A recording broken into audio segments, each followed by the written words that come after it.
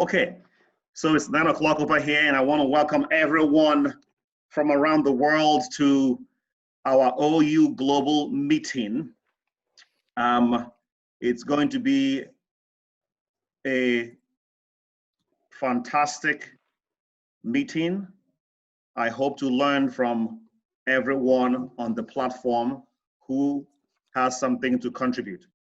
So the topic for today's session is what successful Africans in global business do. Okay.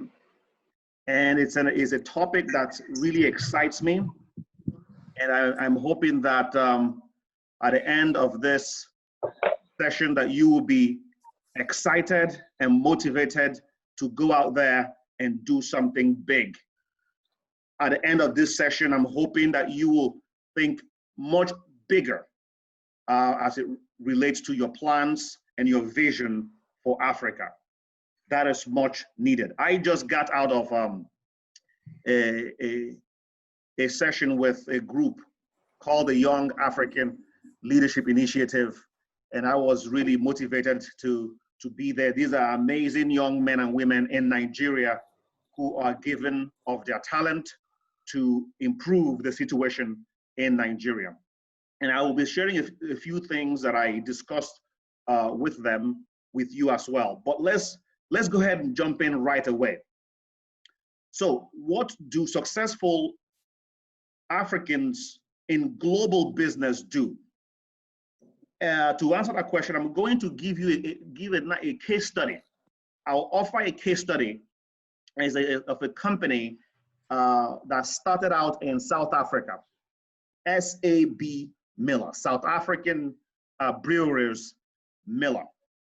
So I'm going to use it as a case study, and as I go through that case study, hopefully we'll get a sense of what some Africans do as they play at a global level.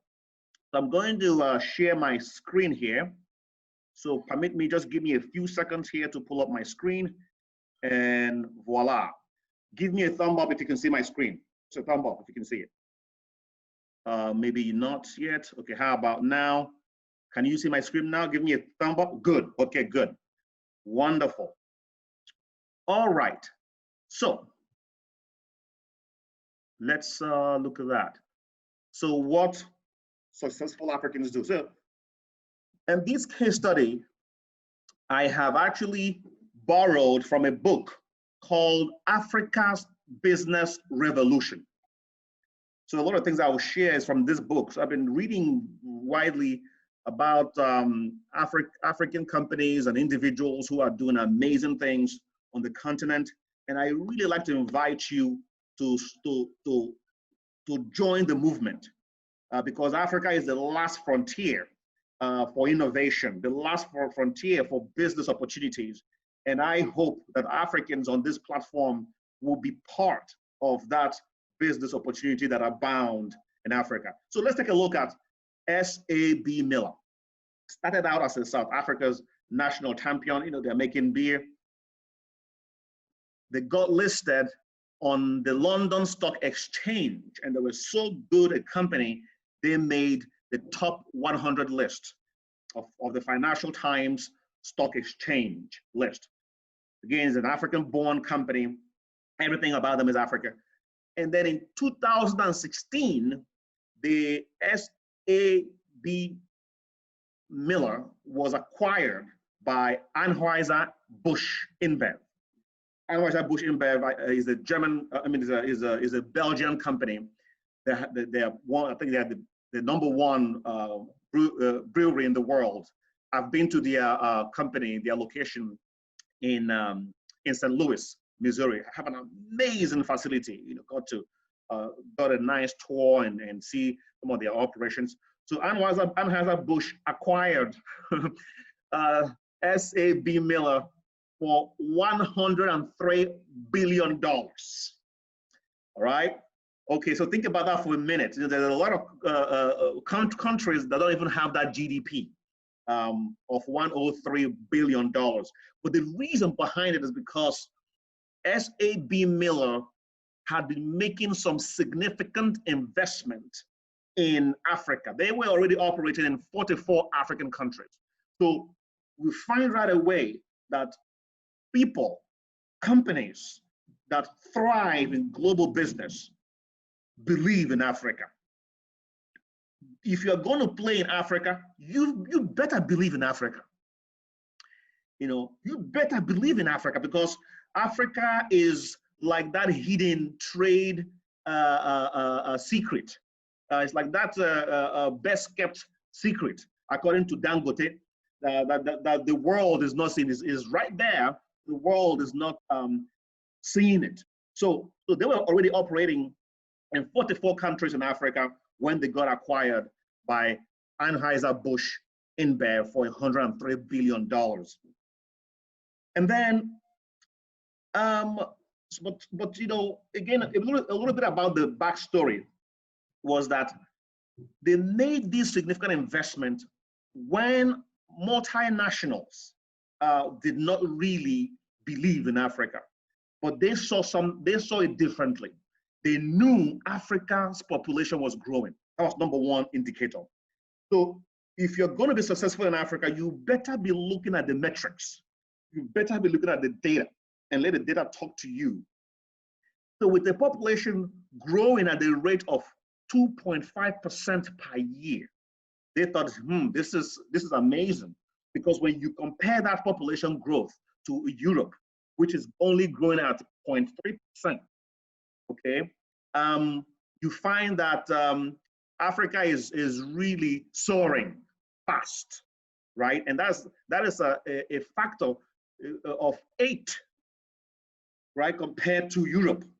So they saw that and they thought it was a positive, and so they focused on that. They honed in on that. So we're going to try to make a big play in this market. They also noticed that 70% of Africa's population was under the age of 30. It's a young population. Okay, they're looking at the data, looking at what's happening, And not only that, Africa was urbanizing.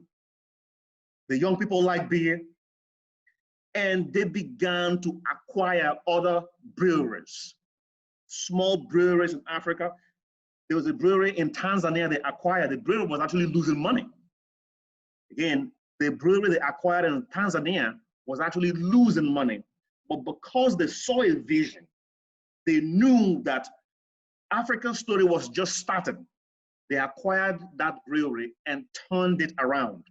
And they went as far as innovating what they call brewery in a box. It's a modular system that allows them to quickly deploy and set up a brewery. Okay, so that was how they were able to expand rapidly in 44 African countries. They jump in, they drop the brewery in a box, set it up, boom, ready to go. So they really put a lot of brain power, innovation, financial capital behind their vision. So you get to put your money where your mouth is if you're going to play in Africa, okay? And you also have to look at the long term, okay? Because we find that these companies or these individuals that succeed in global business in Africa, Africans that succeed in global business have a long-term view. Oftentimes we take a short-term view. We want an easy way out, quick money, and that tends not to work out well if you're going to take that view for Africa. You have to take a long-term view, and that was what they did. Okay. Now, when they entered Nigeria, again, they used a different approach. In Nigeria, they tapped into the regional differences. In other words, they studied the differences in the country of Nigeria. So they looked at the Igbos, for example, and based on the Igbo tradition, they found there's a symbol of the Igbos that the Igbos really are fascinated about, and is the rising sun. This symbol of the rising sun. So they plastered that symbol of the rising sun on their beard called Hero. And Igbos gulped it up And that was their entry. So they entered the Nigerian market through the Igbo culture, so to speak. And from that, it spread, right? So that is what successful Africans do. You've got to identify a way in. What can you use to connect to the Yorubas? What can you use to connect to the thieves? What can you use to connect to the Fulanese? Find out what you can use to connect to the people. And that there may be something that you could use to connect to the entire country. You see, I started teaching international business in the US by asking students to not study the country, because you lose a lot of culture and you lose a lot of nuances by just looking at the high level information at the country level, right? So when you start studying Nigeria as a whole, you lose out a lot. I mean, we are over 200 ethnic groups and languages in Nigeria, right? The same thing goes for many other African countries. So it's important you go beyond the country level and study the cultures, the institutions, and find out what resonates at the deeper level, at the ethnic level. And that was precisely what this group did. This South African brewery, Miller, that's what it did. You know, and in talking about teaching international business as such, asking students to delve into the nuances. One student gave me a review. It was a bad review. They basically said, oh, the course that they took, it was an international business course that they took. It was basically an African studies class, because I had asked them to study I was doing them a favor, asking them to study deeper, go deeper, study the Yorubas, study the Hausas, study the Urobos. You know, give them a list of all different ethnic groups in Africa. You know, the thieves, the Fulanese. Say, oh, this is just an African studies class. Not realizing that you have to appreciate the different ethnic groups in order to really be successful in Africa. And that was what that's what this group here did. Okay, let's move on. And again, even the idea of hero being introduced, that name also, they use that name by the recommendation of one of their Nigerian managers. Okay, so they listened, they put their ears to the ground, and they said, you know, if our Nigerian person is saying let's use hero as the name of our beer, we better listen. And this Nigerian thought that Nigerians want to be seen as heroes. Nigeria wants to see as survivors. You know, you go through thick and thin, and you still come up at the top as a hero. And he felt that name will resonate with so many Nigerians, and that was what he used. They also then priced very nicely. They priced 25% below the leading brand, Star. Many of you know Star, right? They priced it at that level. So you can't be money hungry in Nigeria. If you're going to play in Africa, in Nigeria, in any African country, you have to be patient. Okay, you may have to you have to be affordable. Make sure that your product and your service is affordable. And you take your time patiently. It will gather momentum, and before you know it, you become a big player, or you begin to rival the leading brand in that country. So that was what they did. They priced very nicely, 25% below the leading brand. So that is very exciting to me as I think about that. So let me take a pause here, and let me see. Let me take a pause here. Actually, I'll go ahead. Let me just run a few more things through, and then I'll take a pause. Let me ask you this question. The question is this. Again, this is from the book that I'm reading. The book, again, is called Africa's Business Revolution. Here's a question. How many companies in Africa do you think are doing $1 billion in revenue or more? How many companies in Africa? Put it on the chat room. Go to the chat room and type it in. How many African companies do you think are doing? Again, I didn't know this. Okay, so don't feel bad if you don't know it. I didn't know this until I started reading the book. Okay, I just want to make sure that you all are educated about your own continent, that you know what is obtainable and the vastness of your continent. So go ahead and post it on there.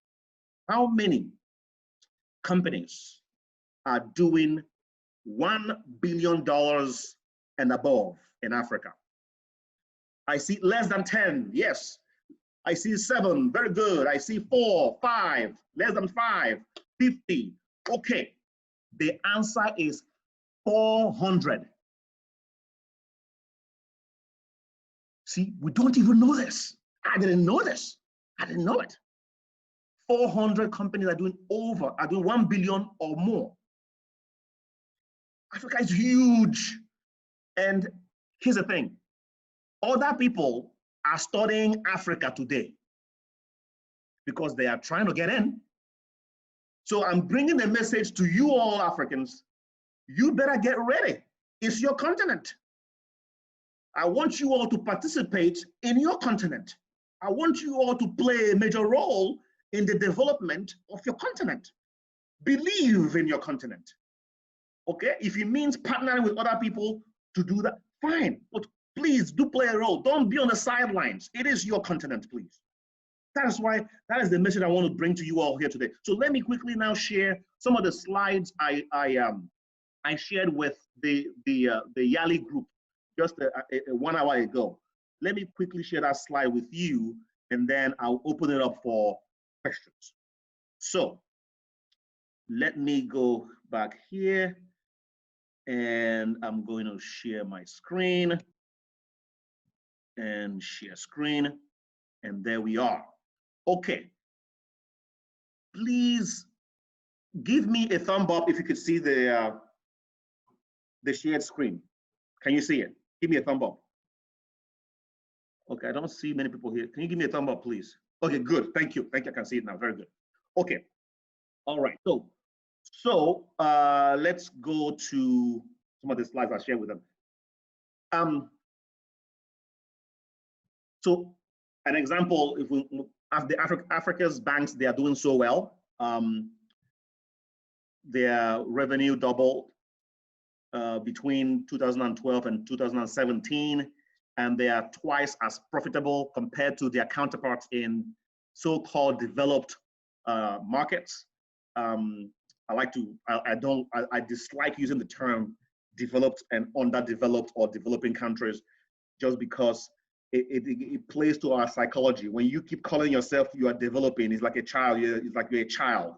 I don't like the term developing countries or developed, because there are many ways to think about development, actually, So anyway, that's just a side trip there. We can spend some time talking about those jargons. But anyway, so I use the term mature markets, or saturated markets. So if you look at technology, because of the young population in Africa, the median age is about 20. These are early adopters of technology in the area of digital and mobile. It's really amazing what's happening there. About 112, well, now will be over 112 million active users of the mobile financial services. You all probably are aware of the M-Pesa in Kenya, where people use the phone to pay. They can buy tomatoes and pay with the phone. They can pay their tuition with the phone. They can do all kind of stuff with their phone. So the mobile financial services sector in Kenya is one of the best, but is the most mature in the world. So it's very is perverse throughout the country. When I in 2012, when I came to the U.S. 2001, when I came to the U.S. to study, there were about 300,000 landlines. In 2001, there were about 300,000 landlines. Fast forward, in Nigeria, there should be, I don't have the numbers now, but there should be well over 50 million cell phone users But in Africa, the smartphone connection doubled from 315 million in 2015 and is expected to grow to 636 million in 2020. And the mobile data traffic is expected to increase sevenfold within that time frame. So there's a lot of things happening. And we know that the reason why there's a lot of negativity about Africa and a lot of multinationals are not looking at Africa is because of the news, the narrative on Africa is very bad. And that is why a student would tell me, oh, I'm just learning, the course is not really an international business course, it's more of an African studies course. I'm trying to do the students a favor by teaching them, to understand the African culture at the deeper level. So when they come to Africa, they can be successful, but they don't see it that way. They thought, okay, in their mind, Africa doesn't really count. It's not a place with business opportunities. But we know Africa actually has the biggest, the largest business opportunities in the world today. In fact, when you look at its openness, again, thinking about its openness and areas that have not been worked on, and we're going to talk about some of those areas shortly. But here's what happened. In 2017, the New York Times ran the following news in 1 week. Okay, in 2017, check this out. They talked about 4 boys adopted from a village by Boko Haram. They reported drowning of migrants from Senegal on their way from their country, trying to make their way to Europe. 2 stories on corruption in Angola and Tunisia. A report on alleged government-sanctioned killings in the Democratic Republic of Congo. In a span of 1 week, this is what a media giant pumped out for the world to see. Not that we should shovel this under the rug. We shouldn't shove this under the rug. We should talk about them. But there are a vast more positive news about Africa. You all, for example, you are great news about Africa. You're doing great work about Africa. Let's talk about that. That's why I don't like to share anything negative about Africa. There are people who do that for me. But if I ever share anything negative about Africa, I want to share it and quickly offer solutions. So here's the way forward, because this got to stop. Now, if you look at this map, this is a map that we use in schools around the world. Sometimes they have maps that are even worse. This map shrinks Africa and enlarges Europe, makes America look big, right? It makes Europe look big, makes America look big. It makes a lot of Western countries look big. It shrinks Africa. And imagine what this does to the psyche of Westerners, people in the US or Europeans. It makes them feel, okay, wow, we are big. And they start using this map to teach world history and things of that sort from the kindergarten, from kindergarten. So they start developing this mindset about Africa at a very young age. No wonder racism is flourishing. No wonder there's discrimination, because Africa looks small and they look big. Is a faulty map. And also think about what this is doing to Africans themselves. Africans think they are small and others are big. Okay, let me show you the true map of Africa. We're going to compare that to other world regions. So this one is a little bit fuzzy, but we are beginning to approach the true map. But here's what's happened. Africa would swallow US, the whole of China, the whole of India, Eastern Europe, Italy, Germany, France, Spain, UK, Switzerland, Belgium, Portugal, Netherlands, Japan, all will nicely fit into Africa. Did you know that as Africans? When I show this map to my students, it blows their mind. They say, well, wow, we didn't know that. But so we got to start understanding, if you're going to do something in Africa, you got to believe in it. And there are facts. These are the facts about Africa. This is who we are. This is what Africa is. Africa has steadily become more peaceful since 2000. Again, I'm not denying that there have been issues. For example, my Cameroonian brothers and sisters are suffering today. There's a massacre in Cameroon. Let's not, again, pretend that it's, there aren't some evil things happening to our brothers and sisters. And sometimes these are brought to us by our own people. Okay? But by and large, Africa has become more peaceful since 2000. There's no doubt about that. Poverty level is reducing. Again, it's not where it should be, but it's dropping. Okay? Literacy is going up. Again, not nearly where it should be, but we can see a slow uptick in the right direction. Healthcare is improving, but again, not where it should be, right? Not where it should be. So there are huge gaps, okay? Huge gaps, and I emphasize huge, in education, in healthcare system, in electric power generation, transport infrastructure. And I want to invite you, please, you need to make sure you come and play a role in this area. And here are some 4 imperatives that were teased out from the book. You have to choose the right geographic portfolio. So think about, if you're entering a country or a region, what product makes sense? You have to listen to people, figure out what the needs are, and provide those solutions. You have to innovate your business model. You cannot just use the same old thing. That is why at Osiri University, we have a different business model. We are changing the game in education. We are coming. We are coming. Yes. Oh, yeah, we are coming. We are changing the game in education. What are we doing? We are recruiting an army of teachers around the world to teach different subjects so that Africans can learn to master. Africans can learn to master it. They can master whatever skill sets that they have signed up to learn. That's number 1. They're teaching things that will be relevant. We are pushing our instructors to think about making education relevant to students. Not because there's a lot of complaints today. People go to school, they learn, and they can't use it, they can't even find a job to use it because it's not relevant. What they're learning is not relevant to them. Sometimes they don't go to the practicals. It's all about theory. They don't get to actually use what they are learning.